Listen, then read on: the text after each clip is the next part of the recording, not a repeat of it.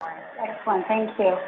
Welcome everyone. My name is Orit Kelman and I'm with Cal State University of Sacramento, here with my colleague Alex Cole-Weiss, who's going to manage the webinar today.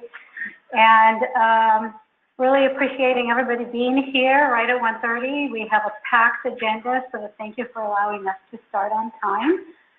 Before I start the workshop officially, I want to just go through some housekeeping, and for those on the webinar, just to clarify some instruction, make sure that everybody is attending either in person or through the webinar. So for those here in the room, just wanted to let you know we have some exit doors here in case of emergency, and I was told that the meetup point for emergencies is Roosevelt Park, which is on 10th and P, I believe, so in case. And restrooms are here too when you get out the doors to the left. If you need to, because we are recording this workshop, I want to ask everyone to either silence or turn off your phone. And we recognize that everybody is busy, so if you need to have a conversation, appreciate if you would take it outside to the lobby while we're here having presentations and having discussion. So that's it for those in the room. Also, as you walked in, you notice both Cal OES and DSOD have a lot of materials, references for you to take. And for those who are on the webinar, we want you to know that all the materials from the workshop will be uploaded to the DSOD website following the workshop. So we'll have all that. And the webinar will be recorded, so that will also be uploaded.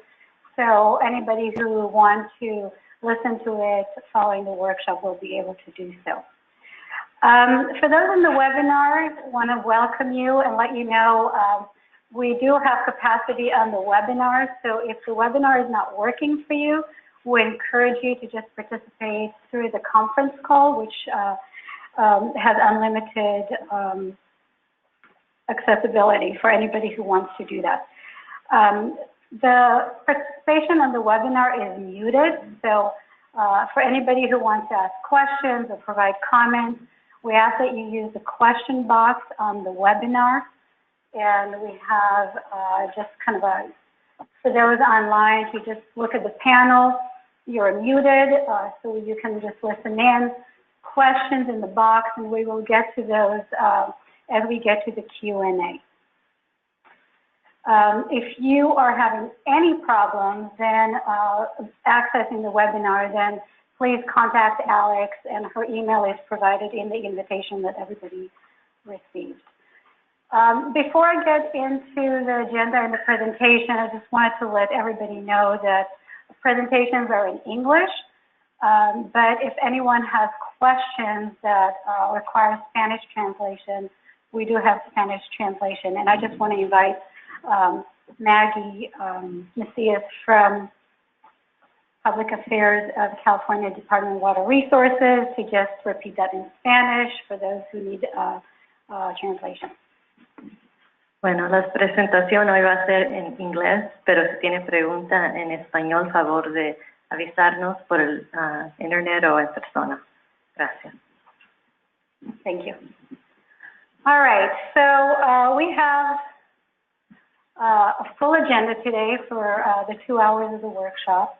The first part of the workshop is really devoted to presentations that will be provided by California Department of Water Resources, Division of Safety of Dams, and we'll also hear a presentation from the Dam Emergency Action Planning Division of the Governor's Office of Emergency Services. So the DSOD presentation will focus on inundation maps. The Cal OES presentation will focus on the emergency action plans, and we'll get into that in a minute.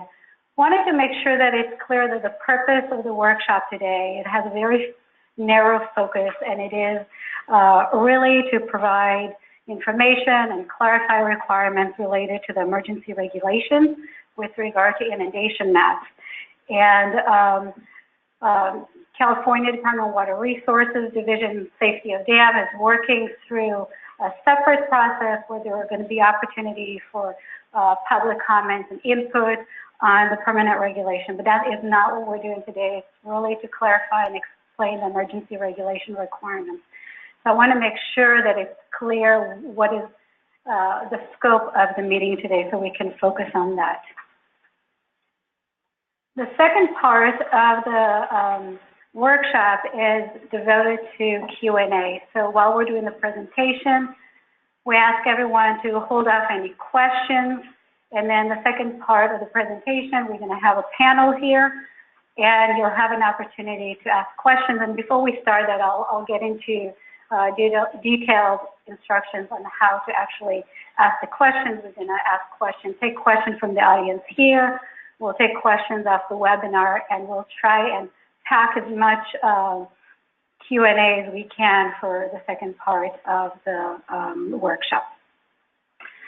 So to kick off the workshop today, I'd like to invite Julie Norris, Chief Mitigation and Dam Safety Branch from the Governor's Office of Emergency Services, and Sharon Tapia, Chief of Division of Safety of Dams, Department of Water Resources, to welcome you all.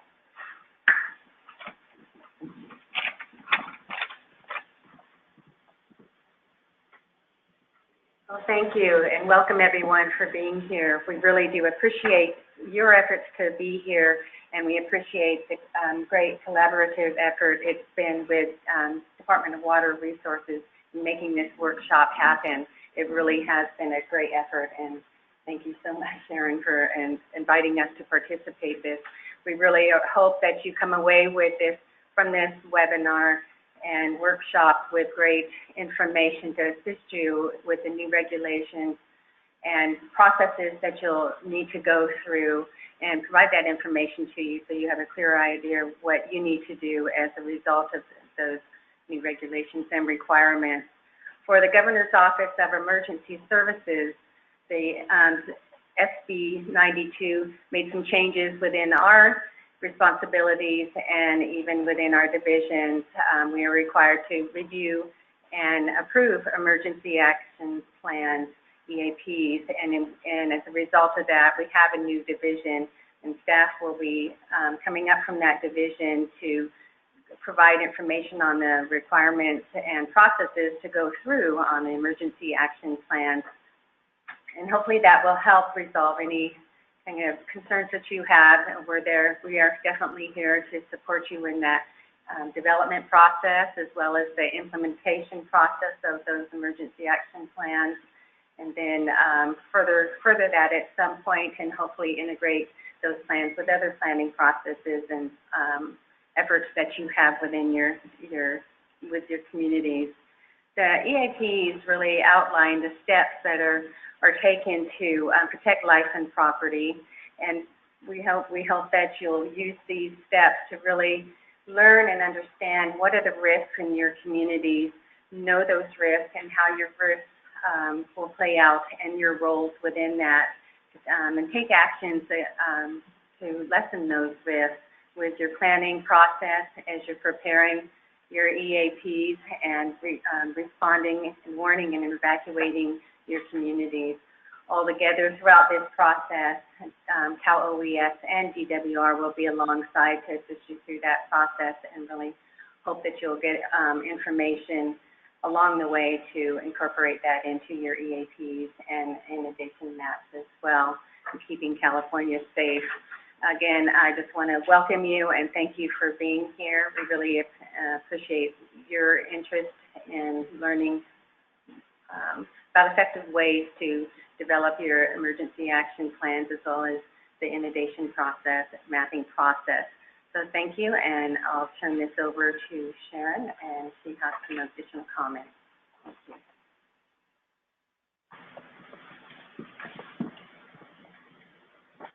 Thank you. Thank you, Julie. First off, I want to thank everyone as well on behalf of the Division of Safety of Dams for being here today, both the people that were able to come in person and those of you on our webinar. We hope the workshop does provide you with the information needed to understand the new requirements for inundation maps and EAPs. And so with that, I have just a few slides to go over what DSOD is about. I know most of you are really familiar with this, but just want to give you a quick overview of the program and how the program actually got started. So California's Dam Safety Program unfortunately developed over the years as a result of major dam failures. In fact, the program will be 90 years old next year, and that is a result of the first picture on the slide, which is the failure of St. Francis Dam, and that was 90 years ago coming up this March. And during that tragedy, over 400 people lost their lives. The next large event that occurred was the failure of the Baldwin Hills Dam, and this dam failure occurred in 1963 in December. And at that time, we did not have regulation over off-stream reservoirs, and this was an off-stream reservoir. So the failure of this dam killed 5 people, and it brought on off-stream reservoirs into our regulation. And the last one is, many of you may be familiar with this, it's the Lower San Fernando Dam. Now this one didn't technically fail and release, but it is a close call. In fact, the dam was restricted at the time. The owner had the reservoir level even lower than the restriction when the 1971 San Fernando earthquake hit, and the entire upstream slope, due to liquefaction, slid into the reservoir. And you can see it was just within feet of overtopping. And this actually caused the evacuation of 80,000 people in the lower San Fernando Valley. So dam failures still do occur. And if many of you picked up this brochure on the table back there, this one states that about 10 to 20 dam failures occur every year. The most recent one you may be aware of is probably in 2006, and this was actually 7 people died in Kauai as a result of the failure of the Kaloko Dam, which was actually overtopped during a flood event because the dam owner had blocked the spillway. And that one had not been inspected by the regulators due to the lack of state resources to be able to do that. So even the most well-maintained dam can have incidences as well as ones that are not properly maintained. So being prepared for emergencies is very critical. So next up, I just want to give you a quick overview of our inventory. So we have about 1,250 dams of jurisdictional size under our regulation. We have some of the largest dams in the nation, with obviously the highest population living just downstream of them. We have some of the most complex geology and one of the most active seismic regimes in the nation. Our dam owners, as you can see by the chart, are owned by a diversity of people and entities, and with varying technical and financial resources. So some people are surprised that homeowners associations own dams. So we have homeowners associations all the way down to obviously the state who owns dams. So what does DSOD do? We actually perform multiple functions. We do maintenance inspections. We have a field branch that goes out pretty much on an annual basis and inspects dams with dam owners. We do independent review and analysis of dams or proposed design changes to existing dams, and we perform construction oversight over that work in the field. We also perform highly complex and sophisticated reevaluation studies of dams, and we really focus on the ones with the highest risk just due to the large inventory that we have. And so historically, that's been focused more on the ones that have the highest seismic risk. And as a result of the recent governor's bolstering of dam safety, we also immediately initiated a focused spillway reevaluation program, which some of you may be engaged in with us right now. As a result of Senate Bill 92 this year, DSOD is now responsible for performing independent technical reviews of inundation maps, which is why we're here today.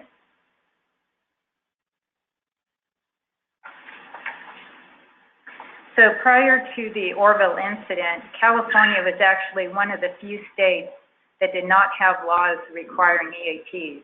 So although we have a strong dam safety program, EAPs was an area where California was behind the nation. But as we saw during the Orville emergency, having specialized inundation maps is critical.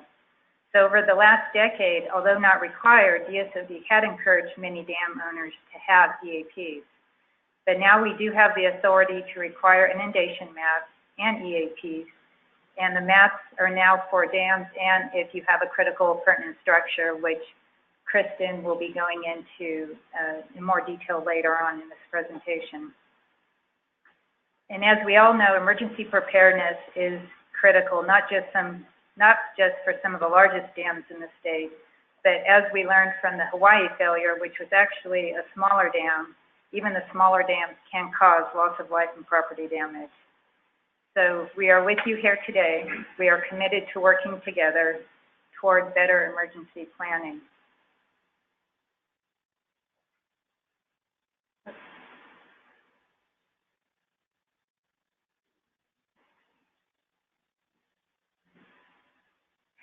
So what I'd like to do is introduce some of the staff from our office who will be presenting today and supporting us here. I have over at the table, we have Wallace Lamb. He is a supervising engineer who has been heading up this program once it got started. We also have Kalita Fazell, and she will be presenting the technical requirements for our inundation maps. We also have Kristen Martin, and she will be giving you an overview of inundation maps and emergency planning. We also have with us quite a few of our staff here today to be able to answer questions after the presentation. We have our regional engineers. We have Sean Jones in our southern. We have Andy Magny in our central region. And we have Russ Bolus up on the top of the stairs from our northern. We also have quite a few of our inundation mapping team members who are the design engineers reviewing the maps. If you'll stand up so the audience can see you. And we also have some of our design branch supervisors with us today who can answer questions as well. So with that, I'm going to turn it over to Kristen to start off.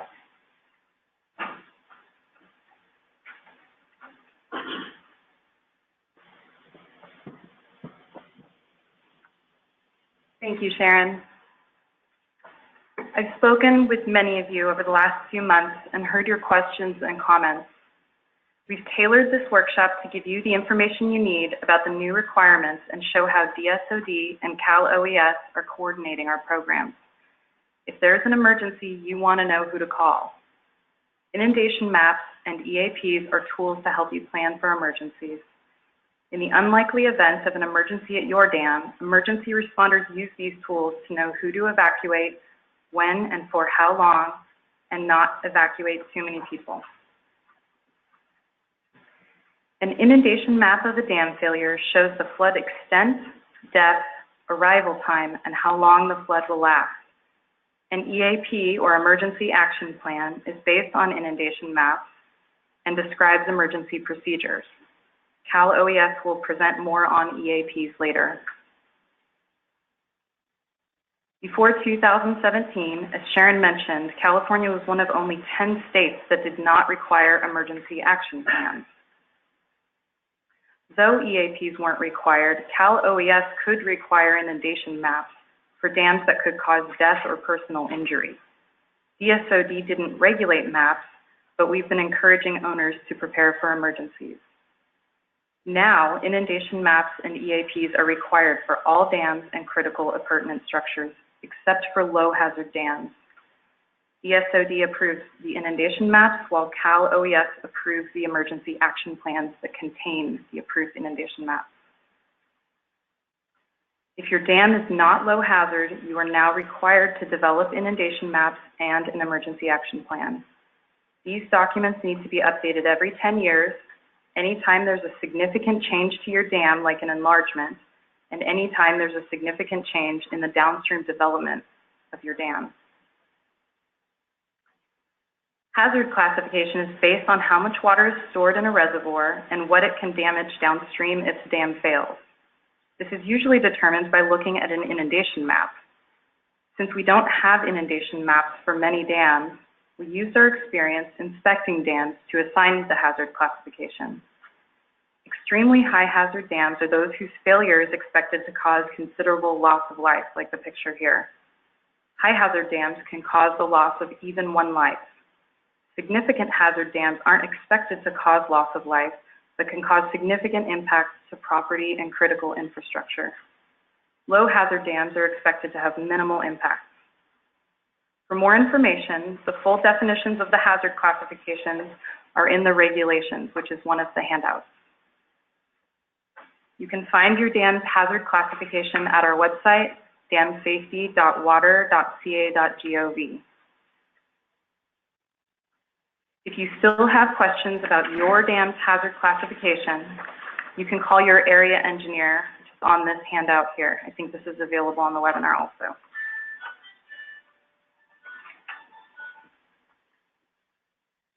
EAP due dates are based on your dam's hazard classification.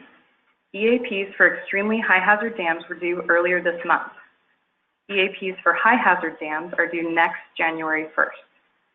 EAPs for significant hazard dams are due January 1st, 2021.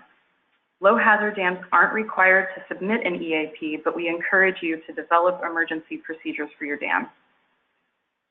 Many questions I've gotten are related to these due dates. What happens if I can't meet this deadline?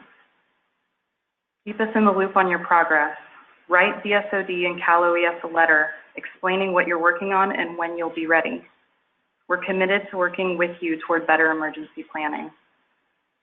Another question I hear often is, these are EAP due dates, but when are the inundation maps due? And how long does it take for DSOD to approve an inundation map? There aren't specific dates for inundation maps, but the maps do need to be approved and contained within the EAP. DSOD's review time depends. We're prioritizing dams by highest hazard, and we're keeping Cal OES informed about what maps we've received. The review time also depends on how many maps you've submitted and their quality. When we receive your maps, we will send you an acknowledgement letter with contact information for the engineer who's doing your review. You may contact them and ask about timing. The last question that I've been hearing really often is, I don't have the money to do this, what do I do?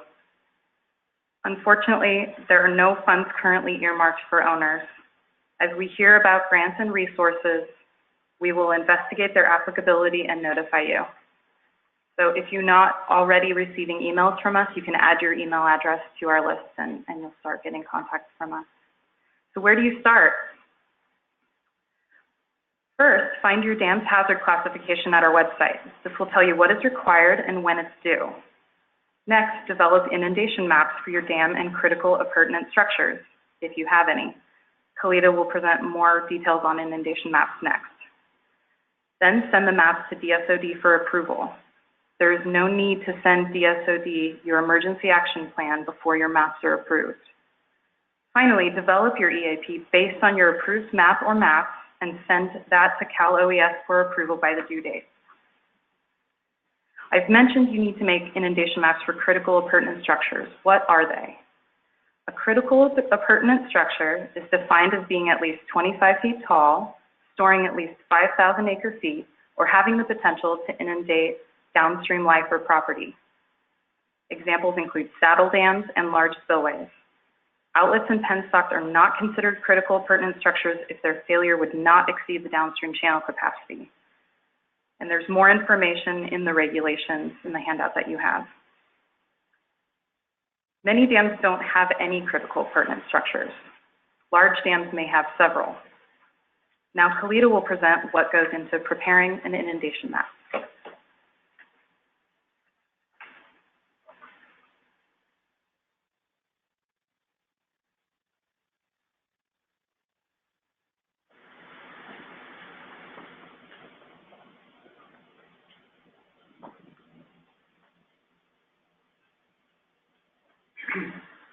Thank you, Kristen. My name is Kalita, and I'm an engineer with the Division of Safety of Dams. I'll be covering what's required in this three-step process. First, your civil engineer will produce a computer model of the dam or critical appurtenant structure. The result of that computer model is your inundation map or maps, your geospatial files, and a supporting report. The approved inundation maps will be posted to DSOD's website and will be included as part of your emergency action plan.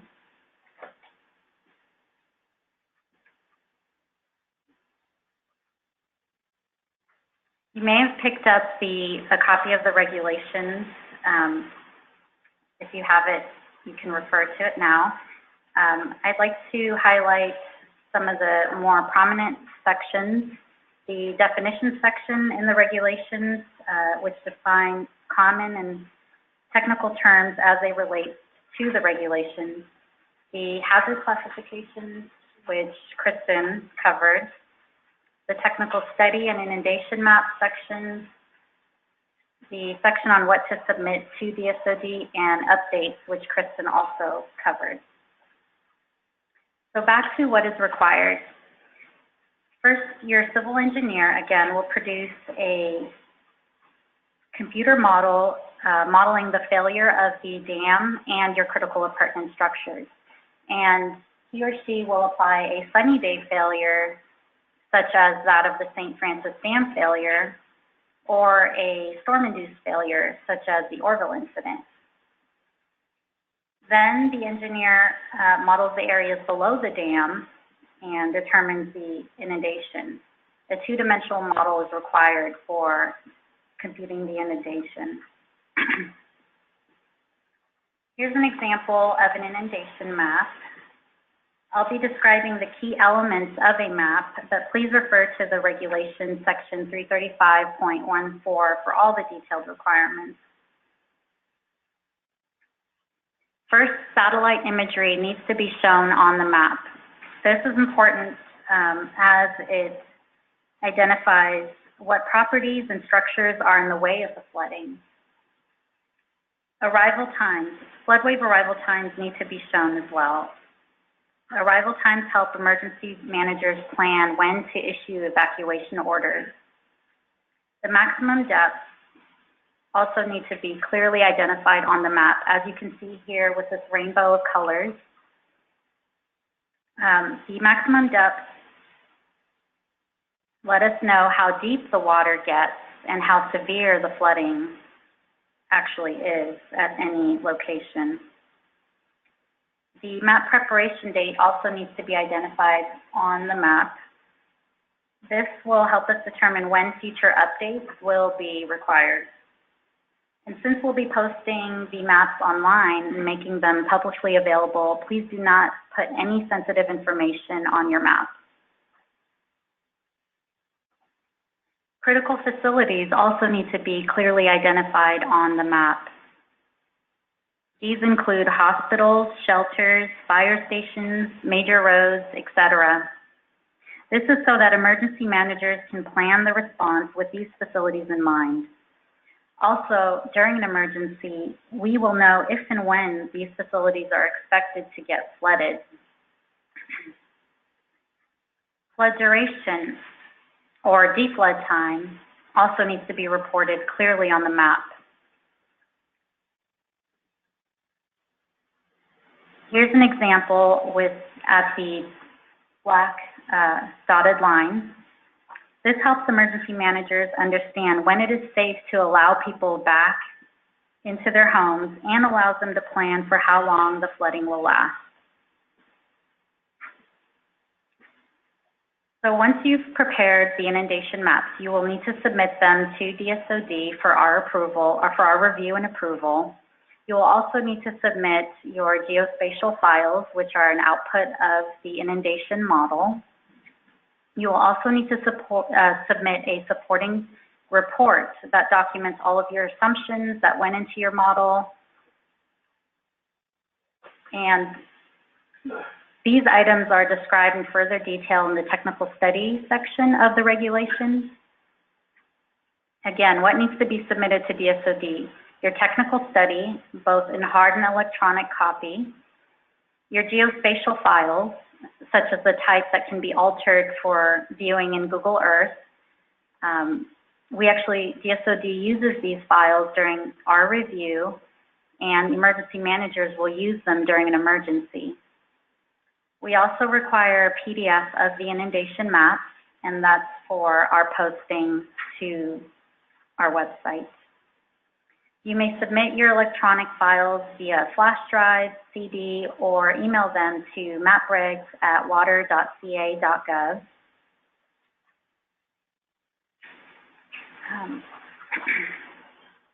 What happens once I submit my maps? You may have picked up this process diagram on your way in. Once you submit your maps to DSOD, we will review them. We will perform an initial review, and we will send you an acknowledgement letter notifying you that we've received your maps, and we will CC Cal OES. Then we will perform our own independent analysis. We will send you comments, and upon resolution of those comments, we will send you an approval letter, which we will also CC to Cal OES, and we will make your maps available online at that point.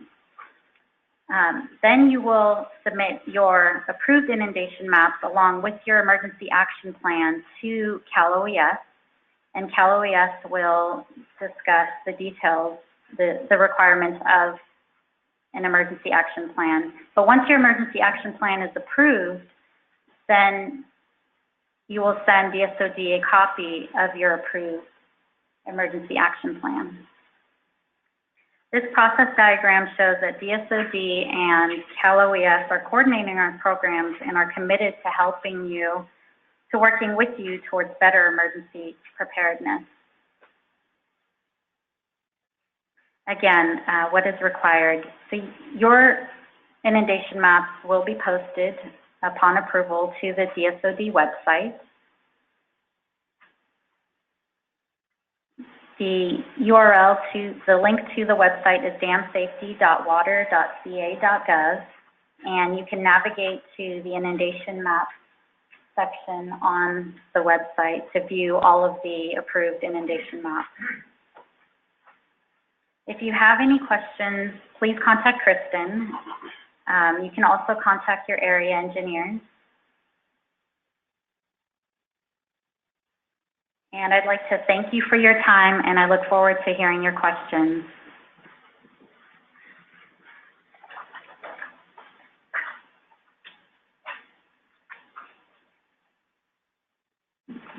Great. Thank you, Kristen, and thank you, Kalita, for your presentation. And I just want to remind everyone that we're going to hold up on the questions. Kristen and Kalita will be on the panel following the presentation to answer any questions that you may have. And so now I want to welcome Jose Lara, Chief of Dam Emergency Action Planning Division at Cal OES, and Kendall Keelicorn, who's the Senior Emergency Services Coordinator, to share information about the Emergency Action Plan.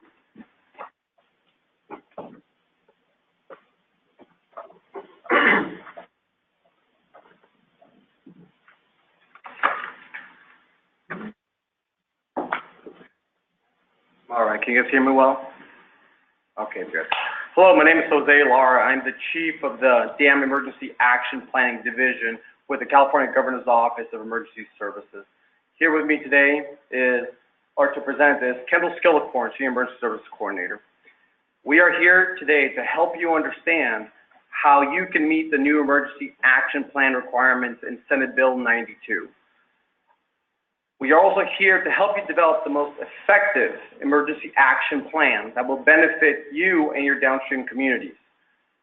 With that said, we will start with an overview of what the Governor's Office of Emergency Services is and what we do during incidents or emergencies. The Cal OES mission is to protect lives and property. We build capabilities and support our communities for a more resilient California. We achieve this mission by serving the public through effective collaboration in preparing for, protecting against, responding to, and recovering from all types of disasters. We also mitigate the impacts of all types of hazards and threats. We act during all 4 phases of emergency management: mitigation, preparedness, response. But what do we actually do during each phase? Well, the mitigation phase, we take actions to lessen the impact of disasters. During the preparedness phase, we develop and maintain emergency plans. We conduct training, exercises, and take preventative action. During the response phase, we act to immediately protect life, to protect property and the environment. Equally as important is the recovery phase. We manage recovery and reconstruction efforts in areas that are impacted by disasters statewide. During the 2017 January-February floods and subsequent failure of the Oroville spillways, the California State Operations Center was activated to oversee and coordinate the response operations. This obviously was a joint operation with the Department of Water Resources. Cal OES works diligently with DWR and other state, local, federal, and NGO partners to address all emergency management issues, evacuations, and mutual aid needs. Cal OES personnel were immediately deployed to join first responders to help coordinate emergency response needs quickly by working directly and in partnership with the local and county emergency managers. Senate Bill 92 provided DSOD and Cal OES bigger roles in dam safety. Cal OES, being an emergency management agency, was the natural fit for the emergency action planning component of the legislation. Our agency already does an incredible amount of emergency management planning and plan reviews. We also work with a number of city jurisdictions, every single county in the state, and other jurisdictional representatives on improving a variety of emergency plans. We also have the necessary experience to assist dam owners with the development of emergency action plans.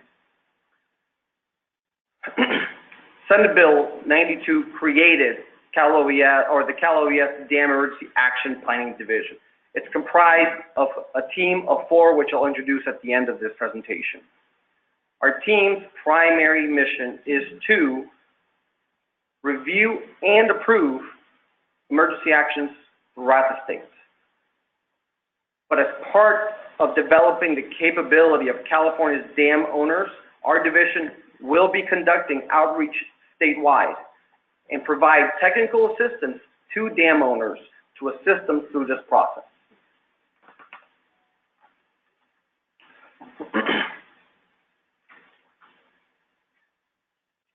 The EAP review process, we're going to go over briefly, but we're not going to go in the weeds of it. I want to cover a really high level, walk you through the high level process. The first step of the EAP review process is obviously the dam owner will submit the EAP to Cal OES, at which time Cal OES will do an initial check to see if it contains a DSOD approved inundation map. If the map is approved, the EAP is ready to be reviewed. If the map is not approved, Cal OES cannot formally review until the map is approved by DSOD. Assuming that the map has been approved and your EAP is, you received your EAP, Cal OES will send an acknowledgement letter to you that your EAP has been received and will be reviewed. We've now entered the official review process for Cal OES. From the time that we receive a complete EAP package, that is, with the approved map included, Cal OES has a statutory 60-day review period. The EAP will be assigned to the reviewer at that time, and they will make contact with you directly. They will also provide you feedback based around your emergency action plans and the federal guidelines. In turn, we will assist you in making these revisions and help you to meet the gap based on our comments.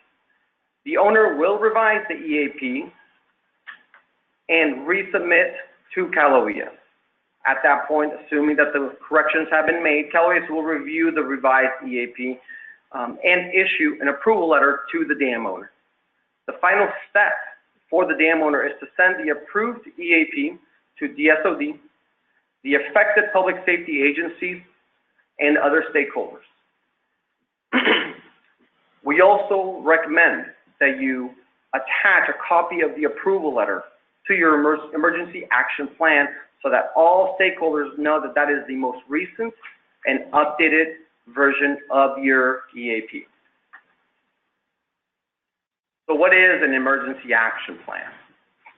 An EAP outlines the action steps to be initiated by the dam owner to protect life and property, to include measures to detect an incident or problem, determine emergency levels based on threat of flooding, outline notification protocols to local government and other and other public safety agencies, as well as identify some basic preparedness and preventative measures that the dam owners take. EAPs are based around inundation maps that show critical areas of evacuation in case of a dam emergency. It is the cornerstone of any EAP. These plans also specify pre-scripted actions to be followed to minimize damage and loss of life. The level of detail in the EAP should be commensurate with the potential impact of a dam failure or an operational incident at your dam. On the next slide, Kendall will go more into depth regarding the 6 key elements that make up the emergency action plan. Kendall? Good afternoon. So your emergency action plan needs to contain, at a minimum, the listed 6 elements as per Government Code Section 8589.5. I will briefly review each element so that you will get a basic understanding of what you will need to include in your plan. The first element are the emergency notification flowcharts. They identify who is to be notified of a dam safety incident, by whom, and in what order. They list the prioritization of the notifications. You can also add lists or tables for any additional information that you may need, maybe email addresses or alternate contacts.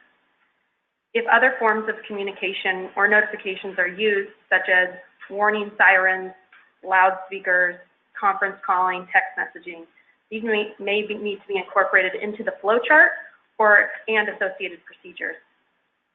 Sorry about that. For the response process, it's a 4-step process. You may have seen, if you've looked at any example EAPs, you might see it referred to as a 5-step. That just means they split up the first step into 2. So step 1 should describe how the dam owner can discover or identify an unusual condition or incident at the dam. And you should probably include in your EAP a list of unusual conditions specific to each dam, so that, as well as measures for detecting existing or potential dam failures. After confirming the incident, the dam owner will categorize the incident into an emergency level. Inside your EAP, you should identify how to make that determination of the emergency level, as well as descriptions of the level. So you have a little easy cheat sheet on how to get it done. There are different examples of emergency level definitions, depending on which EAP you may be referencing as a beginning point. The FEMA guidelines, which is referenced in the government code, list 4 levels: high flow, non-failure, failure, and imminent failure. So in step 2, the EAP should describe how and when to use the notification flowchart. You should include your notification procedures in your emergency action plan. These procedures and notification information should be developed in coordination with your emergency management authority or emergency management authorities.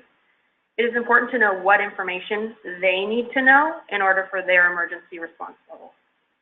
After the initial notification, dam owners should make periodic status reports to the affected emergency management authorities and other stakeholders. Please note the procedures and timeframes in your emergency action plan.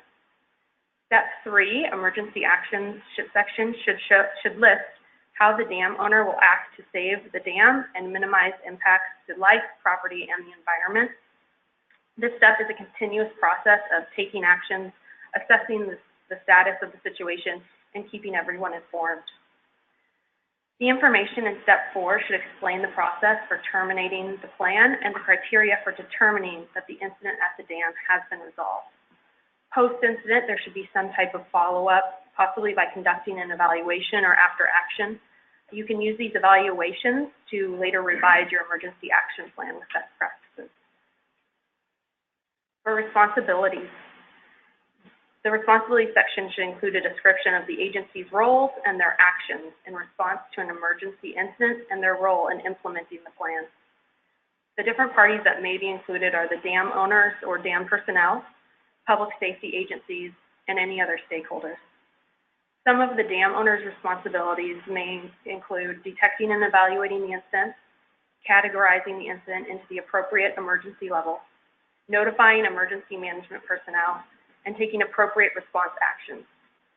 Dam personnel responsibilities should also include the EAP coordination piece, such as preparing the revisions of the EAP and establishing EAP training and exercises. For preparedness activity, those are the actions that are taken in advance of an emergency. This section of the emergency action plan should describe the preparedness actions already completed, as well as establishing pre-planned actions that can be taken after the development of emergency conditions. Some of these sections could include the surveillance and monitoring, access to the site, your response during outside of normal operating hours, alternate sources of power and systems of communication, public awareness and communication. For the inundation map piece of the emergency action plan, I won't go into too much detail as Khalida has already given a great overview, but the inundation maps are essential to your emergency action plan. They show the areas that would be flooded and the arrival time. The inundation maps are a key planning tool for emergency managers and public safety agencies. They're used to facilitate the timely notification and evacuation of areas potentially affected by a dam failure or flood condition. The last section. So the additional information that you would find helpful in the appendices, it could include plans for updating and distributing the emergency action plan, forms and log sheets, and site-specific concerns. For more information on these elements, FEMA has a guide that has been referenced in Government Code Section 8589.5. It's called the Federal Guidelines for Dam Safety Emergency Action Planning for Dams. We have a link to it on our website, which will be listed later in the presentation, and it's also referenced on the handout that our division produced for you today. And now Jose will go over a few more requirements for the emergency action plan.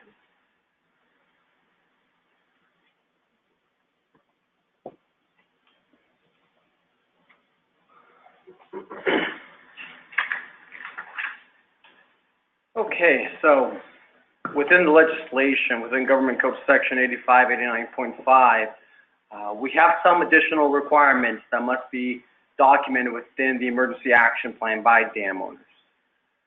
Dam owners must work with local public safety agencies to develop their EAPs to the extent the local public safety agency wishes to participate.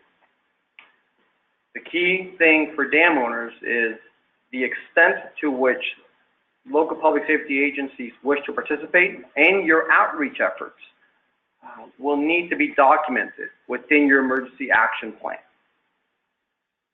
Dam owners must also conduct an annual EAP notification exercise with local public safety agencies to the extent, once again, that the local public safety agency wishes to participate.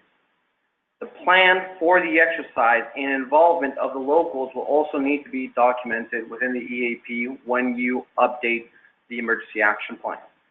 Cal OES will take measures to ensure that this requirement is met. Last but not least, the technical assistance portion. Cal OES will be providing you a specific name and number for the person or the individual that's going to be reviewing your plan. This person's going to be your go-to person. They're going to walk you through the review process to make sure that they are available to answer any questions, or if you have any feedback, that we would love to have that. This will be clearly identified in the acknowledgement letter that we send out to all dam owners to let you know that the review is beginning. We are currently updating the sample emergency action plan that we have currently in our website. The sample EAP that is currently in our website doesn't exactly cover every single element required by the federal guidelines. That is why we've taken this effort to update the sample EAP. The new one that we're going to be presenting probably in the next month or so will cover all the essential elements from the federal guidelines. We do have some long-term goals to assist all dam owners, such as putting together an emergency action plan best practices. We hope that this may be a tool that dam owners can lean upon to make sure to bridge that gap between, well, what is, how can I meet the requirements as set forth by the federal guidelines? We hope to put together some checklists for you guys to use as a tool to meet all the requirements prior to submitting and within your EAPs. We are also identifying some dates sometime in the summertime, we hope, for outreach workshops statewide. We're specifically targeting emergency action planning, the development piece. We are hoping to have some dates put down on paper in the next couple of weeks, but understand that we are under a heavy workload, so to speak, right? With the first deadline occurring a couple of weeks ago, we do have a huge stack of EAPs that we must begin the review process on. Last but not least, we are going to put together a toolkit for dam owners to begin the work of exercising your emergency action plan. We want them to be constantly exercised, not just a plan that you put on a shelf, So information, for all this information, all these tools will be made available at our website, www.calobs.ca.gov/dams.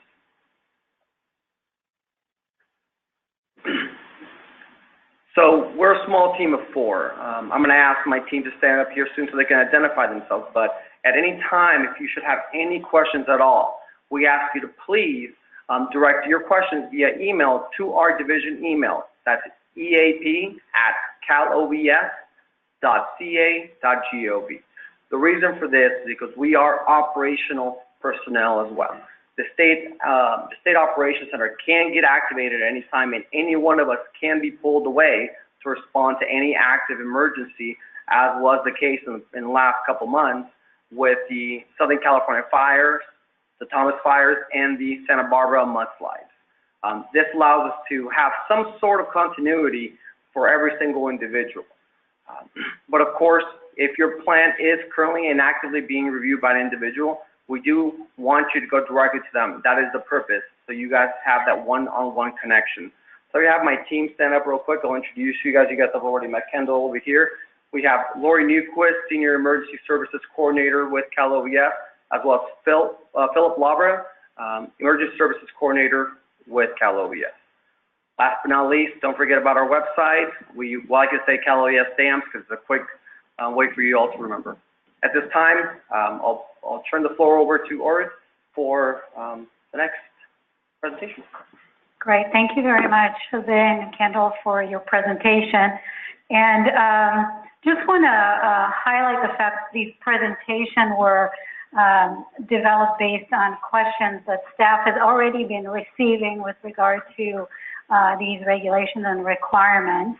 And so now we're going to get ready to open it up to questions. And just want to give some instructions before we do that. I'm going to have Sean and Andy hold microphones at the 2, I don't know what these are, the different areas here. Thank you. And we're asking that if you have a question that you want to ask, that you just come to either Sean or Andy, and let's not queue more than 2 people or so, and we'll just go back and forth on questions. And how many questions? 5? 5. Okay, and we already have some questions queuing on the webinar, so we'll take maybe 5 questions here in the room. Then we'll turn over to the webinar to answer some questions online, and then we'll kind of go back and forth. We have about 50 minutes for question and answers. And we have a panel that is going to join us, so I'd just like to invite Kristen and Khalida. We have also Robin Brewer from the Office of Chief Counsel from California Department of Water Resources. And we have Jose, and we have Stephanie Organ, who's an attorney for California, will be joining us as well. Thank you all for being here. All right, and just want to remind everyone the focus of our workshop today is really to get clarification and information on the requirements of the emergency regulations. So we want to focus on that and expand on any of the information that you heard and you need more information. And one other thing that I want to highlight before we start is that it may be that you have a very specific case that you want to ask about, and so staff may want to just follow up with you after. We're going to track the questions, and if we don't have the answer right now, we will be posting answers to questions that were not answered here on the website following the workshop with the recorded webinar. And it looks like we have another member joining. Will you introduce yourself? Yes, my name is Lori Brock, and I'm a senior staff counsel at DWR. This looked like a lot of fun, so I wanted to crash. Excellent. Thank you for joining the party. That's awesome. Great. Thank you very much. All right. Any questions? So you can just come to either Andy or Sean, whichever is more comfortable for you. Go ahead.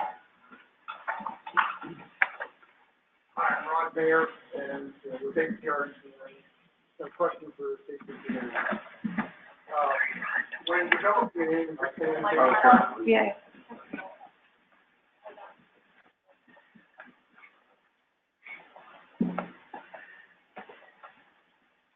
There we go. And Sean, do you have yours working? Okay, great. Thank you. Testing. Excellent. Thank you. I'll start over. I'm Rod Mayer with HDR Engineering, and this is for safety of dams people. When doing a study for an inundation map, would it be a good idea to have the owner and engineer meet with safety of dams at some point during the process? And I'm thinking maybe early on to make sure there's agreement on the parameters and the approach, and then maybe toward the end to show the initial results. So your thoughts on that?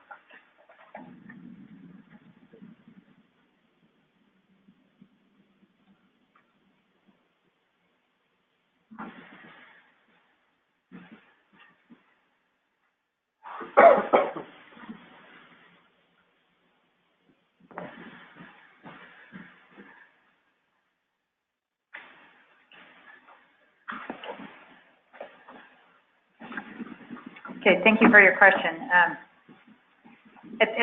I would say unless it's a really complex inundation map and you really needed guidance and needed that vetted through us so we could do that. We are literally inundated right now with inundation maps. So we haven't yet had any owners request meetings or consultants request meetings for us to go over the maps. But if you feel like it's really complex and you'd like some guidance, we could do that definitely. So I think the way it's been working is the design engineer looks at it and then they're on the phone with the owner or the consultant talking through the questions they have and understanding how the map was developed and giving comments so that the map can get turned around as quickly as possible.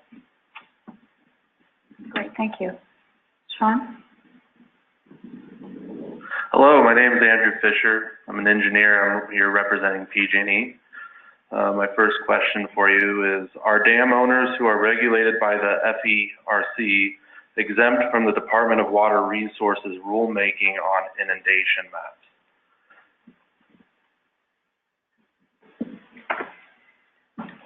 No.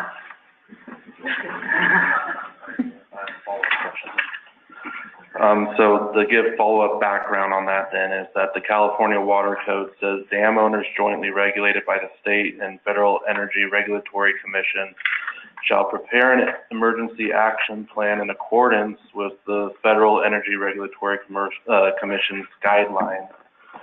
So FERC guidelines for the EAP includes criteria for the inundation maps, which we look to follow. So then my follow-up question to the first one is, will the Department of Water Resources rulemaking on inundation maps be aligned with FERC guidelines for emergency action plans and inundation maps?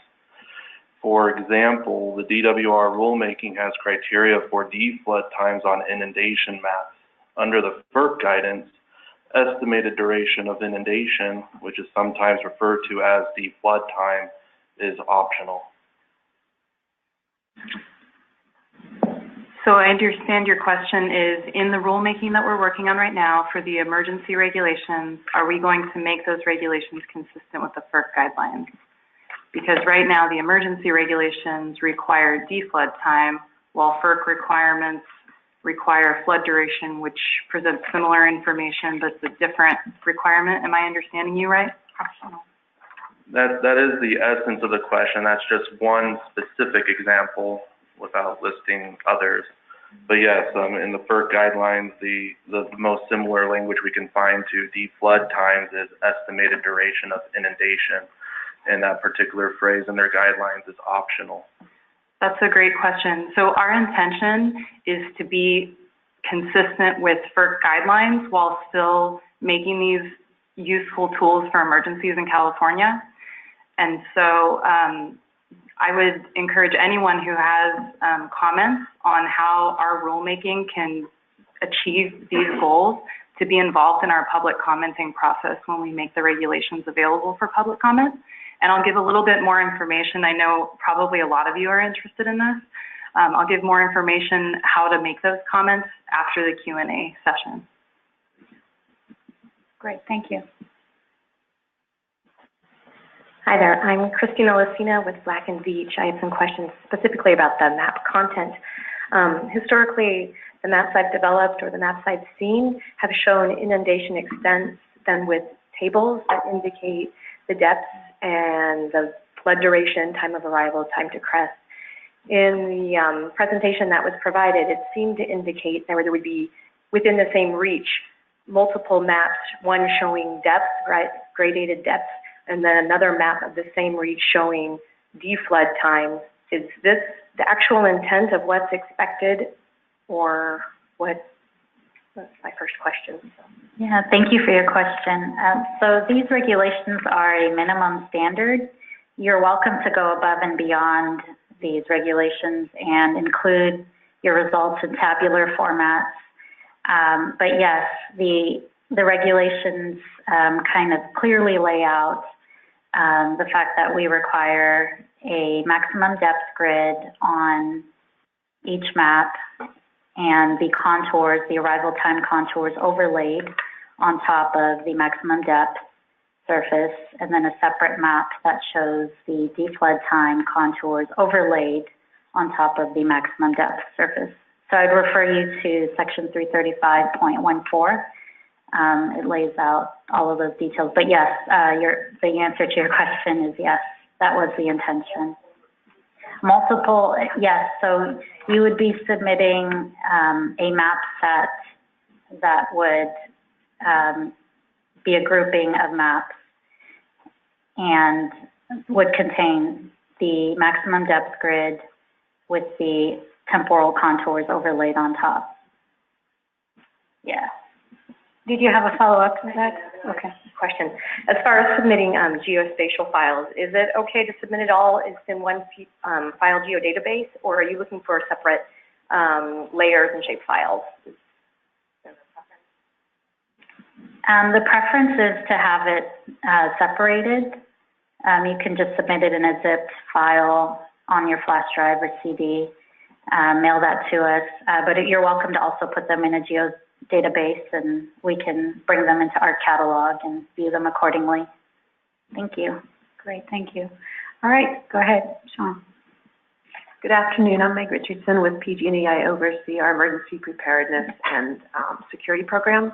Jose, I have a question specific to the EAP submittal. So we submitted all of our extremely high hazard EAPs to meet the statutory requirements by January 1st of this year. We did not have all of the approved maps, so we stated that information and put in the maps that we had. Based on your presentation, when those maps have been accepted or approved by DSOD, can we send those maps to go with the EAP that you have, or are you going to want all those binders again? Well, we certainly don't want another mountain of binders in boxes. Essentially, if you've already submitted your EAPs to us, and the assumption is that your maps have not changed, we will consider that the package that was submitted to us as, we'll acknowledge that package as a submission to us, and we'll be good as long as we have your DSOD approval for those maps. With that DSOD, it sounded like it's going to be copying you when they've approved those maps. Does that trigger that, or do we get that and then we send you that information? So DSOD CCs us upon their approval of your maps. Okay. So we work pretty collaboratively. So once they have approved a specific set of inundation maps for a specific dam, that will trigger a response for us, acknowledging the fact that we have received your EAP and it is a complete package, and that we will begin review shortly. Okay. And one last question with the EAPs. When you mentioned it needing to be exercised annually, so we following the FERC requirements as well as aligning with FEMA 64, which is what FERC is based on. We drill annually. We do seminars annually. We do 5-year tabletops and 5-year functional exercises, sans drills for those. And so because of the number of EAPs, roughly 30, we are cascading those. So every couple years, we're doing about 3 every year. When you say exercise, are you going to define that as whether it's a drill, a seminar, a functional, or a tabletop? Well, specifically, thank you for your question. It's a great question. So we're going to be putting out a toolkit specifically addressing exercises for those that are not FERC regulated. You guys obviously have a clear schedule and requirements that you must already meet. Particularly, the legislation states that you must do a notification exercise. So I understand what you mean. So if you do a tabletop without the notification portion, that would not necessarily meet the standard. But we do want an integrated effort between your FERC requirements and our requirements. Keep in mind that, much like you said, FERC requirements are based on the FEMA federal guidelines. So if you're following the federal guidelines, you are already meeting the minimum requirements. Of course, we'll still do a verification because we still have to review it. However, you should already be, practically there. Thank you. All right, so we'll do one more question in the room, and then we'll take you off the webinar and come back to the room. I actually have a couple questions, so maybe you want to go to the webinar. Go ahead and finish your questions, and then we'll go to the webinar. Thank you. Okay. I guess in a little follow-up to a couple of questions she asked. In regards to the annual drill, do you require like a separate verification letter from the owners saying that we've done the drill? And that's something that FERC, FERC has required. Yeah. We're looking at staying consistent with FERC. At this time, we don't know exactly how we're going to be following up, but we are going to be, taking steps to track and verify that this is occurring. And then I know there's a lot of reviews back and forth, and we have that first submittal requirement date. Is there another date where we have to have a completed, approved EAP inundation map deadline by? So we submitted the EAP by January 1st of this year. Is there another deadline where everything has to be complete?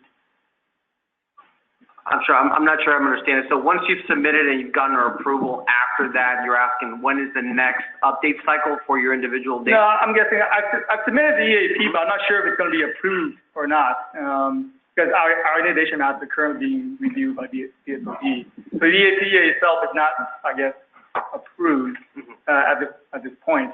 Is there a deadline where it has to be approved by? So I think that there's 2 dates, right? There's the 60-day, once the CalOES has your EAP with an approved inundation map, we have a 60-day review period to provide you initial comments and feedback, and then we send that back out. And then there's not a hard and stone particular time when you need to get that back to us. Is that what you're asking? So that hasn't been clearly defined, but we'd want that back within a reasonable time period, and we don't want to let that languish. Then once that is submitted back to us, then we have a second 30-day time period once you've already received our comments, that sort of thing. And we'll be following up. Our intent is to follow up with you in the, after that feedback has been out there, periodically check in, just see how your revisions are coming along. Once it's been resubmitted back to us, then that triggers that second 30-day review period. I have one more question. In regard to the appurtenant structures, there's size and height requirements of appurtenant structures. I'm afraid it might be opening a floodgate to this question, but are the diversion tunnels that you use that build the dam that's now been plugged included as in that definition? You're asking, are diversion tunnels included in the critical appurtenant structures? So I would encourage you, without diving straight into the regulations, I would encourage you to look at the Senate Bill 92 added Water Code section 6002.5, defining critical appurtenant structures as the 25 feet, the 5,000 acre feet, or the potential to inundate life and property. And then we further tried to clarify that definition in the regulations. And so, barring reading them to you, which I'll spare you, I would say if it has the potential to inundate life or property, if it fails, if it exceeds the downstream channel capacity, then yes, it would be considered a critical appurtenant structure. And if you have specific questions, because we understand all of these structures are custom to your dam, you can go ahead and call me or contact anyone in our group, and we'll connect you with the person reviewing your project, help identify if you need a map for a structure. Yeah.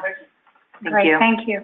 All right, so now we're going to go to hear some of the questions of the webinar. All right, our first question is for DSOD. It's a two-part question. Is the assumptions report technical study considered the same thing? And the second part would be, for the reports with regard to the inundation map process, does the engineer need to generate this report? Can you repeat the second part of that question, please?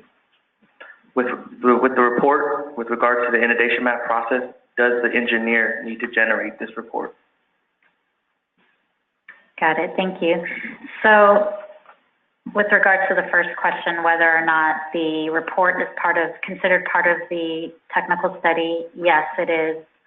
It's one report that documents the assumptions made, any sensitivity analyses done, any of the other input data that was generated, the terrain data, all of these modeling details need to be described in a report, and that is part of the technical study. And your engineer will need to prepare that and submit that to us alongside the maps. Okay, thank you. Next question. Okay, this next question is for CalOES. If we previously completed an EAP using the old sample EAP, are we required to resubmit once the new sample has been developed? If so, will we be notified, and when will these be due by? Thank you for your question. It's a great question. I think what the requirement is for your emergency action plan to follow the federal guidelines. I can't say whether your EAP will meet that. If you follow the old template that we have, or the current template that we have online, it will get you a lot of the way there. But without looking at your emergency action plan, I can't really say whether you're going to be able to meet the federal guidelines as identified in the statute. So what I would encourage for you to do is take a look at the federal guidelines online. They're posted on our website, and do a compare and contrast to see how your EAP fares out. While we, that the original sample that we have online is very, very good, we did see some elements that were missing within it. So you can also feel free to reach out to us directly at our website or via phone, and we're happy to kind of help you and kind of collaborate with you on making sure that your EAP meets the minimum requirements. Okay, thank you. Next question. Okay, another question for Cal OES. I understand every EAP will be different, but just wanted to get a general sense of how long it takes to produce an EAP. That's a great question. You know what? I think much like I said in our presentation, your EAP really needs to be commensurate to the impact or the consequence of a failure. So certainly a dam such as Oroville will have a much more complex, detailed emergency action plan because it has a much wider footprint than, say, a dam a tenth of the size. So it really just depends on your particular dam, the impact, how, I mean, I'll get too many variables for me to address, but I don't, yeah, sorry. Not much of an answer, but that's the best I can do. All right, great variability. Yeah. Okay, next question. We'll take a couple more. Okay, this following question is for DSOD. Are the inundation maps developed under a worst case scenario, such as a full dam failure all at once? Yes, the answer to that question, that's a great question, is yes. You must assume a sudden and complete, a nearly instantaneous and complete failure of the dam and critical appurtenant structure. Okay. Thanks for clarifying that. Okay, next question.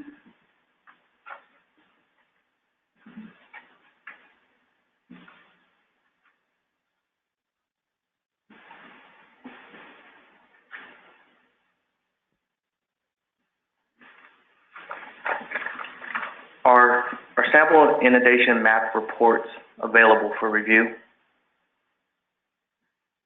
That's a great question. So because the Senate Bill 92 added a requirement for these inundation maps to be publicly available as emergency planning tools, the inundation maps that we've approved, we're posting to our website. There are already about a dozen up there that have been approved. Okay, thank you. All right, so can we just take a break and go back to the room? We have a lot of questions online, so we'll come back to that. But if there are any questions in the room, and I think we'll go with you. Go ahead. Good afternoon, Glenn Nader. My wife and I own a ranch up in Modoc County, and we're one of those smaller dams. And so my question is, for those of us that don't have limited resource conditions, have you built any tools that will allow us to develop inundation maps in a simplistic system and use dam break or some simplistic modeling to get a release so that you can assist us in developing these plans without having to make an inordinate expenditure with expertise outside of our own? Thank you. I'd like to ask if your dam is a significant hazard. No, we only back up 4 feet of water. We're over 300 acres and inundated for 1,000 acre feet. Do you happen to know your hazard classification? It's the lowest one. I forget. I can't remember the names, but it's the lowest one that caught us. We'd like to go down one notch. If you can help me with that, that'd be, no, I've already talked to Russ, and we're going to look at it on the ground. But in lieu of that, of course, we're looking at 2021, we have to have a document to you. So that'll tell you which group we're in. I know the year is 2021 is our requirement. So you were actually asking a couple of questions. One has to do with hazard classification, and one that has to do with resources. Okay. Yeah.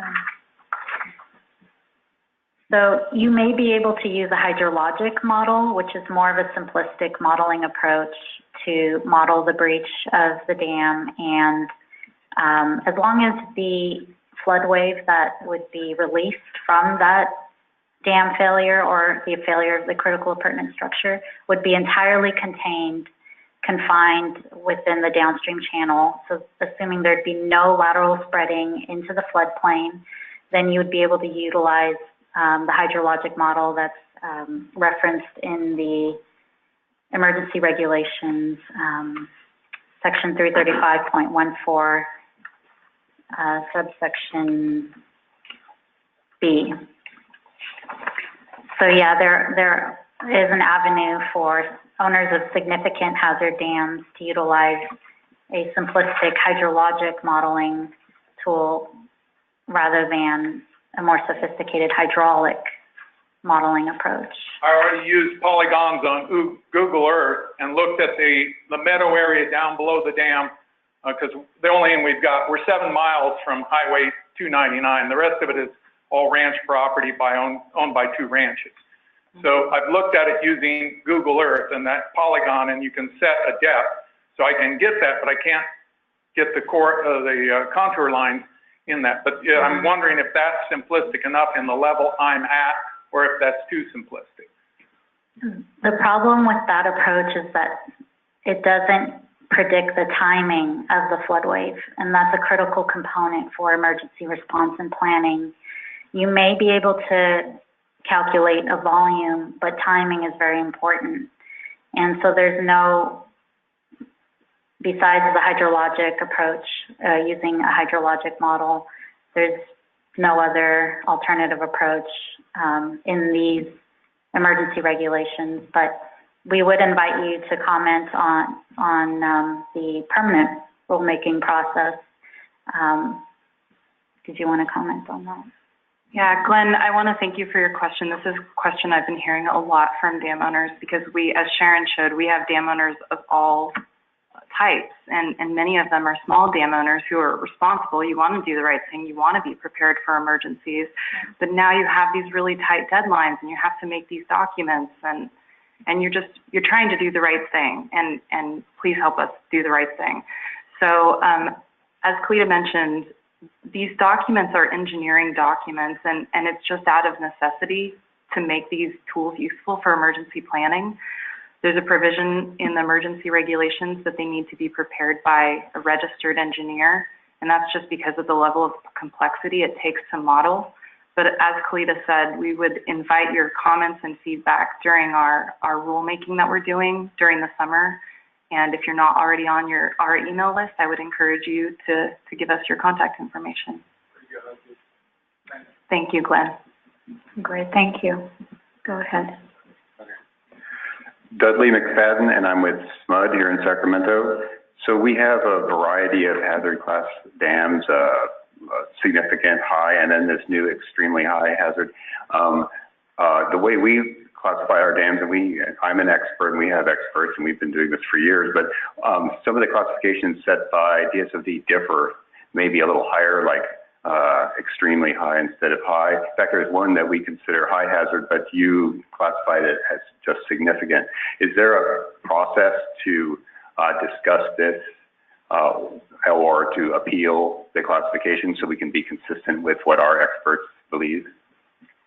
Thanks for your question, Dudley. This is a question we've also been getting very often. And as many of you know, how we assess Andy. You can just talk to me, Dudley. No, the approach if you don't agree with your hazard classification is to talk to the area engineer.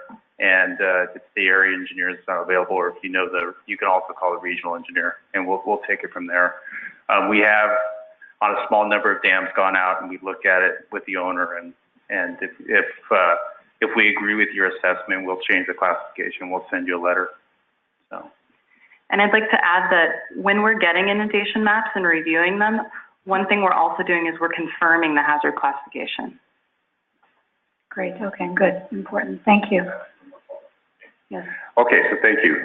Hey, You know, on that same note, we sent in 3 extreme hazard or high hazard inundation maps, and I'll admit here in front of the whole dam safety community in California that they're not quite up to the current specifications because they've been around for years, and we are planning to update them, but we will obviously not meet the January 1 deadline for that. So we take a lot of pride in following all the regulations, and we want to make sure we do that. So So are we okay in that area for now? Yeah, yes. Our goal is to work collaboratively with the owners and also the OES. So if there's a slight delay of that, I think we can accommodate and work with you on your schedule. Yeah, probably you do need to send in a plan and schedule so that we know it's forthcoming. Thanks. Okay, next. Hi, this is Dave Curtis from West Consultants. Do you have any guidance or minimum requirements for the terrain data resolution used for the modeling and mapping? Thank you for your question. So the emergency regulations do require the highest resolution data available. Yeah. Beyond that, we don't have any other specifics. Thanks. So we'll take a couple more questions and then we'll go back to the webinar that is just lighting up with questions. Go ahead. Hi, Mike Horvath, Pine Mountain Lake, Tuolumne County. I guess this question would be for Khalid. You said when you're doing the, fair weather failure mode analysis, for an earthen dam, there'd be no need to do breach analysis. We're just assuming the dam is not there and You would still need to model the failure of your earthen dam in your model and assume a sudden nearly instantaneous and complete failure of your earthen embankment. And you can do so under sunny day antecedent conditions or rainy day storm-induced conditions. So yes, you do still need to model the hypothetical failure of your structures.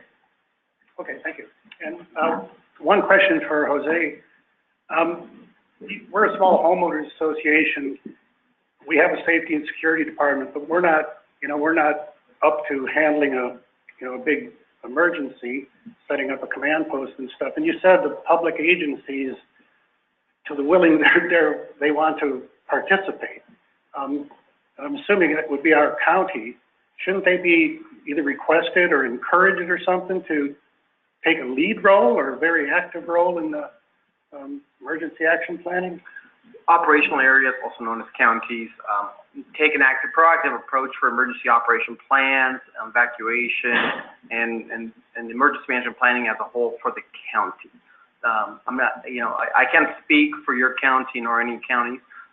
However, I would think that a great variety of our counties will be involved in the planning process for dams, within their jurisdiction. I can already tell you that we work with a few already that are being very proactive, leaning forward to gain information from us. However, we can't mandate that anybody, that any county jurisdiction, is involved in your planning. Just because we say that doesn't mean that they won't be. It's just what's now, we can mandate them to do so. Okay, thank you. Okay, so we'll take one more question. Go ahead. Yeah, Dave Ritzman from PG&E. A couple questions related to the deflood times. I've heard in the presentation today that you want the deflood times on the inundation map so that it can give people an idea of when it's safe to go back into their communities. And I see also we've talked about having a sudden instantaneous failure of the dam, which is supposed to be the basis for the mapping. And I see there kind of a conflict between what's the conservative answer in the analysis. And I'm just wondering if you're coordinating with the EMAs about what that deflood time really means. Because if you have a gradual failure, your deflood time may be much longer than you would have in terms of a sudden failure. And so I would just be concerned, we're concerned on our end that if we give that information to the EMAs and they start using it to allow people back into neighborhoods or into homes, it may not apply to every situation and it may actually not be information that they that is useful to them. So that's the point, and I guess the question is, what are you doing to sort of communicate and coordinate with the EMAs to find out exactly what they need in the maps and make sure that, you know, they're getting the information that they need? That's a great question. Yeah, so because DSOD is the one doing this rulemaking, but EMAs are the emergency planners, we're consulting with emergency managers from all over the state in drafting the permanent regulations that we're drafting right now. And again, those will be available for public comment, but we're seeking expertise in that area, including Jose's group and the local emergency managers, to see what is the most useful tool in an emergency, and to make sure the emergency managers know what they're looking at and aren't misinformed about what's being represented on the map. I'd like to add that the emergency regulations do require a nearly instantaneous and complete failure of the dam.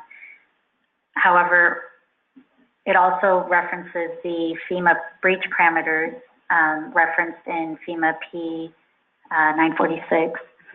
And so your breach parameters need to be realistic in that they need to be consistent with the FEMA breach parameters. And so yeah, I just wanted to add, it's a nearly instantaneous and complete failure that is consistent with the breach parameters outlined in the FEMA guidelines. Thank you. So we'll take a few questions now from the webinar. Go ahead. Okay, this first question is for DSOD. What is the typical review time for an inundation map?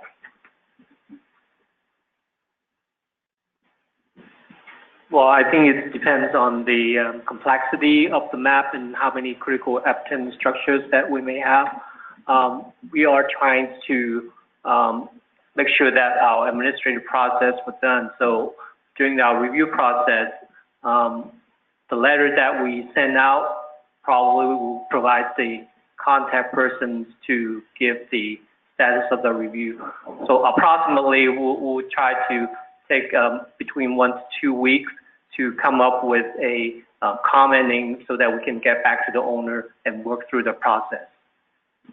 Thank you.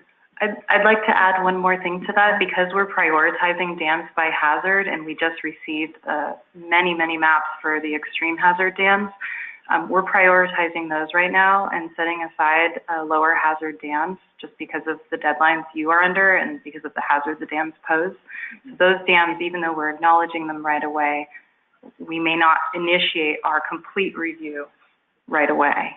Right, that's correct. All right, so you'll be prioritizing and communicating with the dam owners on their specific review process. Yes. Okay, thank you. Next question. Okay, this question is for Cal OES. Many dam owners are regulated by other regulators to have emergency responses and recovery plans for their water system. How does OES anticipate the dam EAP be incorporated or referred into those plans? We do believe in the integration of plans to the highest level that we can. In fact, we're going to be taking a concerted effort to work with our local jurisdictions to make sure that EAPs are integrated within the emergency operation plans, local hazard mitigation plans. I've even heard us go as far as local coastal plans. We've received a call to really kind of help guide them in how we can assist them with this process. So we do believe that should occur, and we'll be providing support to any jurisdiction to do that. Next question. Okay, this question would be for DSOD and Cal OES in a sense. What constitutes major development that will result in the need to update the inundation map?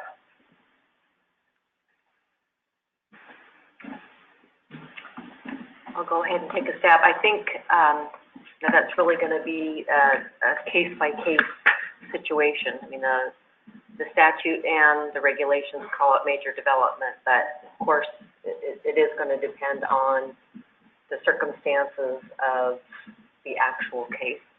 Okay. Jose, did you want to add to that? Well, I would really just defer over to DSOD, but as well as the hazard classification by FEMA has clear guidelines as to, I guess, the classification aspect, but this really kind of falls more on the DSOD side. We're going to depend on their expertise to really inform us as to what major development is. All right, thank you. Next question.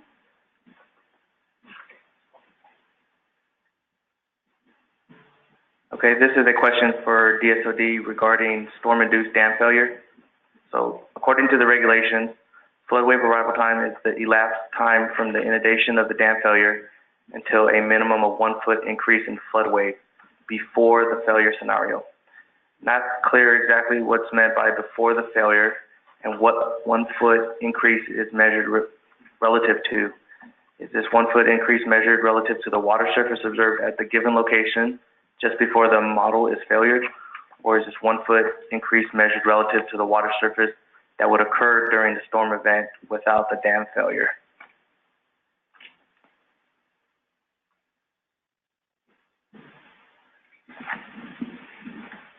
So I'm just reading the definition again of flood wave arrival time.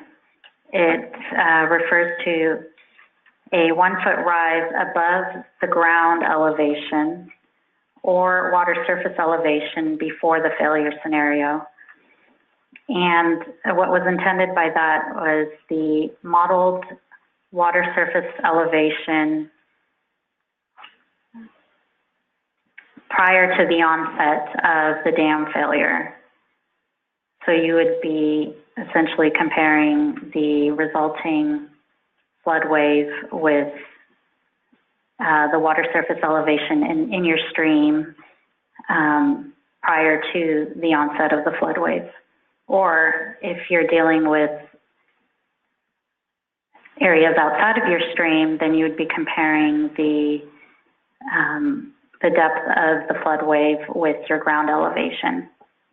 So that was what was intended with the last part of that definition before the failure scenario. And I'd also like to add a comment with regards to a previous question about deflood time. You had asked about the conservative that was built into that and whether or not we considered that. Really, the flood wave arrival time, the nearly instantaneous and complete failure assumption allows for a conservative flood wave arrival time, and that's really critical. That's the most critical piece for emergency management. That's what the nearly instantaneous and complete failure assumption would accommodate. The deflood time would facilitate emergency planning, but as far as response goes, arrival times are of the utmost importance, and a conservatism built into that assumption would facilitate a conservative flood wave arrival time, which would facilitate better emergency response. Did you want to add anything? Anybody on? No? Okay. All right, so we'll take one more question from the webinar and then we'll come back to the room.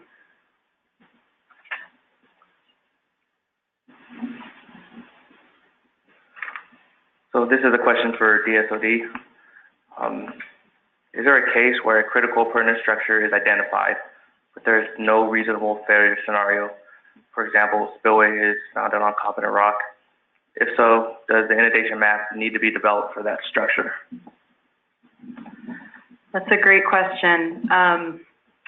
So I think as we've seen with the case histories that Sharon presented, there have been dams where we thought there was no way they could fail, and incidents still happen and we need to prepare for them. So no, there is not a case where something would satisfy the criteria for critical pertinent structure and you would not be required to make a map. You would still have to make a map.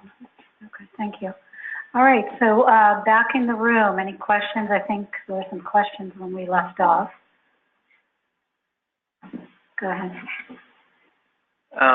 I helped develop an EAP recently for our extremely high hazard dam, and I had a question for Cal OAS regarding community participation.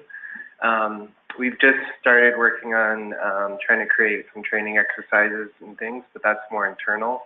But as far as outreach to, you know, neighborhood groups and things like that, we're still kind of hesitant, I think, because we're a bit worried about freaking them out, or, you know, what level do you expect from dam owners to have that community outreach? I think where our focus is really going to be is with public safety agencies. I think depending on the impact and footprint of your dam, in case your dam fails, it may be reasonable for you to do some basic outreach to the city organization or the county organization. This could mean fire, law, the Office of Emergency Services for each level of jurisdiction. I know that a lot of dams are often, you know, in incorporated areas, so the county sheriff tends to have ownership of any evacuations that may occur. So they're going to be one of the critical partners that we're going to be checking to see if you have, you know, what efforts you took to gain their participation and consultation. So it sounds like you had an issue both with who to outreach, but also messaging. Was the messaging part of your question? No, it's mostly, there's a lot of, I guess, downstream community organizations. It's mostly, you know, like HOAs along the river and things like that. And we just wanted to know, like, our level of participation for that. So I guess, yeah, just the overarching county-wide. Yeah, I think public safety agencies is really something that we're going to be focusing on. Do we have the expectation that you're going to reach out to every single community downstream? Well, depending on your dam, that may not be feasible. But we want to make sure that you work with the critical stakeholders, like I said, such as the Sheriff's Department will handle evacuations, the fire agency for your county, and depending on your dam, you may have to work with some other large jurisdictions, such as, you know, cities or special districts. Okay, thank you. Next question. Hi, I wanted to get some clarification on some of the guidance that's been given around EAP submittals, and if you weren't able to meet that deadline. Our understanding is that that's statutory, so those dates are up for negotiation, and they need to be submitted by those dates, and if they're not, there's a criminal component, versus a regulatory driver where we're able to do a request of extension demonstrating this is where we are and this is what we're asking for an extension. So I just wanted to get some clarification on that, because it sounds like we are being told that from the statutory we can also ask for an extension. So if you could clarify that, that would be helpful. Thanks. I think you are correct that there are firm deadlines in the statute regarding deadlines. But what amounts to, I believe there's discretion though, with what amounts to the submittal of an EAP.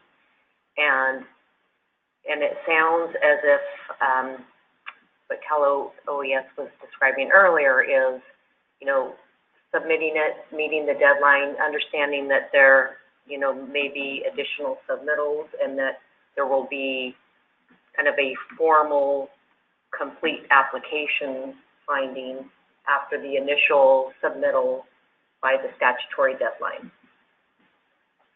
Am I understanding that correctly? So Cal OES is, in terms of enforcement, if that's your concern, Cal OES isn't an enforcement agency, so we're going to defer to DSOD and DWR on anything having to do with enforcement. But in terms of what's considered a complete submission, the statute kind of ties our hands in terms of we need an approved inundation map to have a complete EAP for our purposes. But in terms of, you know, to the extent you want to get those in and get some maybe informal feedback on those prior to having, you know, that stamp of approval from DSOD and from DWR to have that complete submission, that's something we can work with you on to help you really get that timeline in prior to, you know, that hard and fast deadline. I'll let Jose, if you want to add to that. Just real quick, we do have the same prioritization as DSOD has, whereby we have gone a few significant, actually we've gotten even some low hazard, significant and high hazard EAPs. However, we are prioritizing extremely high EAPs for review until such time that we can, you know, we're no longer treading water.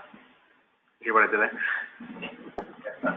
Thank you. All right, next question.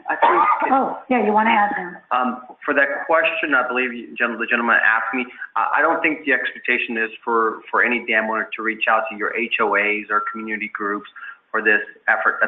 Doesn't preclude you from doing so. But I think the requirement of the law really kind of focuses on emergency management and public safety agencies. Thanks for the clarification. All right, next question. Hi, I'm Jeff Harris with West Consultants. I'm just curious if there's been any thought during your process of having maps developed with fuzzy boundaries. You know, when you're developing a flood map and you say, here's the hard boundary, and, you know, I'm living on one side and somebody else is on the other side. You know, if you're ever developing in those maps, you know that line's really not true, especially say you're using a 30-meter elevation map.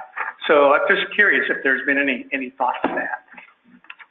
That's a great question. So we have something in the emergency regulations right now that are in effect that requires a statement on the map that is for informational purposes only, indicating, you know, the precision of the boundaries is fuzzy, in your words.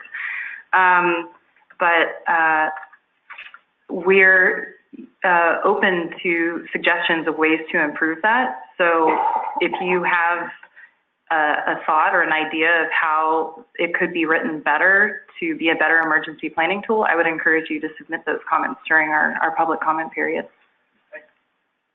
Next question. Yes, hi, this is Josh Howard with ABAC Foster Wheeler. I just wanted to confirm that the water surface elevation that's used in the dam breach, that should correspond with the water surface elevation for the storage capacity of the dam itself. Yeah, the water surface elevation needs to be the certified water storage elevation as certified from DSOD. Is that what you were asking? Okay. You're asking about the storage elevation in the reservoir. Yeah, and then the water surface elevation. Yeah. That's good. Next question. Oh, go ahead. I'm a property owner at the top of the Solano watershed near the Solano-Napa boundary, and we have a reservoir that you've classified as high, which means there's the probability of loss of life. And I'm wondering, how was that done? That's one question. How was the determination made of the classification? The other thing is that from our own experience, we have two non-jurisdictional dams upstream from the reservoir whose dam was built in the 50s. Upstream is like a 20-foot dam that failed about 1906. And it was repaired and a new spillway engineered in the 50s, but it's non-jurisdictional. And upstream, following the same stream up on our neighbor's property, is another dam. And I'm wondering if you all are considering, you know, what would happen in a huge earthquake scenario where all three of those dams were to fail at once. The jurisdictional dam for which these regulations apply, as well as the two upstream reservoirs. It would seem to me, if I'm going to hire an engineer to look at this, I would want to look at worst case. So that's really my more important question. The third question is I'm part of a LLC that owns 1,000 acres. We don't have scads of money. So one of my partners asked, are there any grants or funding available to help property owners, private property owners, to commission a civil engineer to do this map study? Those are three great questions. Those are three hard questions. I will attempt to answer them as best I can. So, first of all, how was the hazard determined at your dam? Yeah. So what we've done is the area engineers who are familiar with your dam look at how much water is stored and what is downstream and make their best estimate about what they think the inundation impacts would be. So if you have specific questions, like I think Dudley asked with Andy, you can talk with your regional engineer or your area engineer and get a little bit more information about, for your dam, how that decision was made. Your second question, let me make sure I've got this right. You have two non-jurisdictional dams upstream of your jurisdictional dam. which is high hazard. And one of those non-jurisdictional dams has previously failed in an earthquake and was rebuilt. And are we considering, you know, on a larger scale, a disaster? At a really high level, once every dam has complied, every jurisdictional dam has complied with these requirements, then every dam would have its own inundation map. So in the awful event that there is an earthquake and multiple dams are failing, each dam has an inundation map. There's also a provision for sequential dam failures. It's not specific to earthquakes, but if the failure of one larger dam can cause failures of other dams, like via overtopping, the upstream dam owner is responsible for propagating that downstream. As far as non-jurisdictional dams, Robin or Lori, do you, or Kalita? As far as your, the fact that you have a non-jurisdictional dam upstream of your dam, which is jurisdictional, the regulations just simply require either a sunny day failure or a storm-induced failure. But in that situation, I would encourage you to perform a storm-induced failure in which your inflow hydrograph considers the failure of one or more upstream dams. Even though they're not jurisdictional, you would bring in your inflow hydrograph would reflect the failure and the upstream reservoirs. It would reflect the actual volume in those reservoirs. So that would be one way to incorporate their failures. Stormy day, and then in the stormy day, maybe say there are, subcategories. One is just the jurisdictional dam failed, and then the other is that both upstream non-jurisdictional dams failed, and then this is the amount of flow, and then what the inundation would look like. Can I just suggest, this sounds like a kind of a unique fact pattern. I think that this might be more conducive to speak offline so we can really get facts and. And the third question was with regard to funding. Yeah, so that is a question that we get often, and we're not currently aware of any grants, but as we hear of them, we're looking into if they're applicable for dam owners in this particular requirement, and if we determine that they are, then we will contact you and let you know, because it's important to us to give you guys the resources you need to do this. All right, thank you. We have time for one more question. Okay, I actually have a quick comment and then a question. The comment is a prior question had to do with what's the reservoir elevation to use. And the answer was, according to the certificate of approval, I couldn't really find anything in the emergency regs that says that. There's definitional discussion of that, but nothing clear on that. So you might want to look at that on the permanent regs. And then my clarification question is with section 335.14, inundation maps, and it's paragraph A, temporal conditions. And it says 2 separate inundation maps shall be prepared for each failure scenario, with contours depicting time increments appropriate for the failure scenario for flood wave arrival time and deep flood time. I could read that 2 different ways, and so I'd just like to clarify that what I think it's saying is you need to do an inundation map, and one inundation map will show a flood arrival time, and then for the same inundation study, you'll also show a deep flood time. Is that what that's saying? Yes. Okay. Yeah. All right, great, thank you. All right, so our time for, yeah, go ahead. I think Clea wanted to add something. Oh, go ahead, sorry. Yes, are we out of time? Or? No, go ahead, just finish. Yeah, so the regulations require that the initial conditions for your dam breach assume a full reservoir, and there is a definition in the emergency regulations for full reservoir conditions, which refers to the maximum water storage elevation authorized in the department's certificate of approval for the dam. So I just wanted to address the point that was made. Where does it say you have to use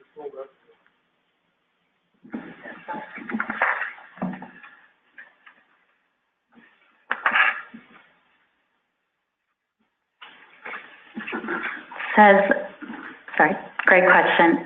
So another thing I'd like to add is that either a sunny day failure scenario is required and a storm-induced failure may be submitted in lieu of a sunny day failure. The definition of a sunny day failure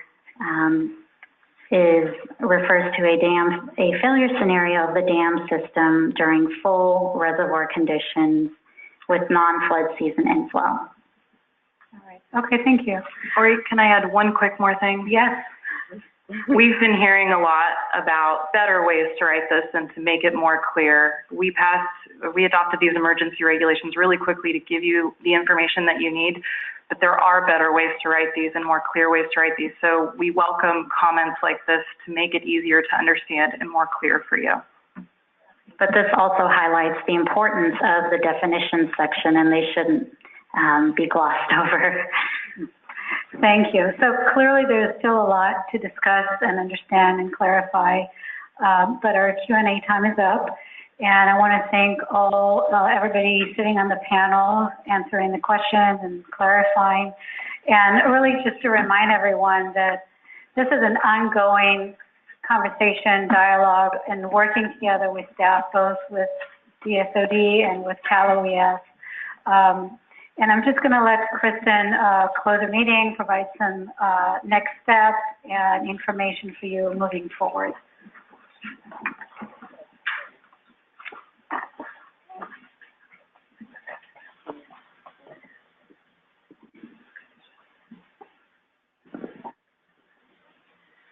So as has been the subject of much discussion, DSOD is currently drafting permanent regulations for inundation mapping. They're expected to be available for public comment this summer. If you'd like to be added to our listserv for the regulations, please add your email to our sign-in sheet near the entrance. If you have questions about this process, feel free to give me a call or send me an email. This webinar will be posted online on our website for viewing later, damsafety.water.ca.gov. I want to thank the panelists and the presenters for organizing this workshop. I also want to thank you, the owners and engineers, for participating with us today and working towards better emergency planning. I encourage you to fill out an evaluation form available on the front table and let us know how we did today.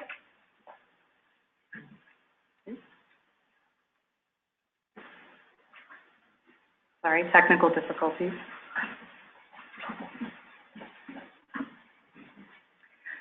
We know you want to be prepared for emergencies. We're committed to working together toward better emergency planning. Thank you for joining us today.